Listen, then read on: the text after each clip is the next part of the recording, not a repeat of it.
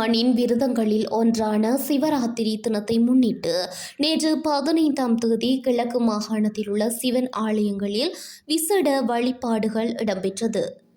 உலகை ஆளும் சிவபெருமானின் அற்புதங்கள் நிகழும் ஆலயங்களில் கிழக்கு மாகாணத்தில் சிறப்பு பெற்ற ஆலயத்தில் பொதுமக்களால் சிவலிங்கத்திற்கு பாலாபிஷேகம் இடம்பெற்றமை விசேடம்சமாகும்.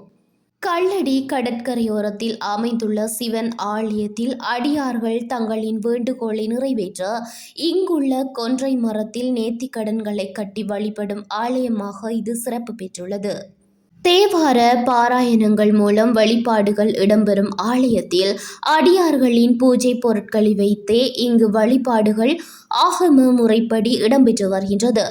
மட்டக்களப்பு கல்லடி கொக்கட்டீஸ்வரர் ஆலய பிரதம குரு தம்பிப்பிள்ளை தவராஜா தலைமையில் நேற்று சிவராத்திரி விசேட வழிபாடுகள் இடம்பெற்றது.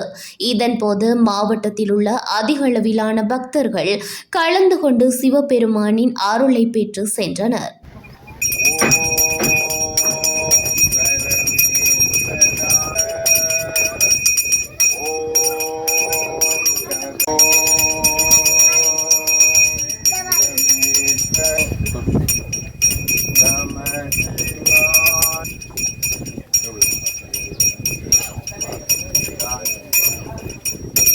Shivaய நமः ஓம் நம சிவாய ஓம்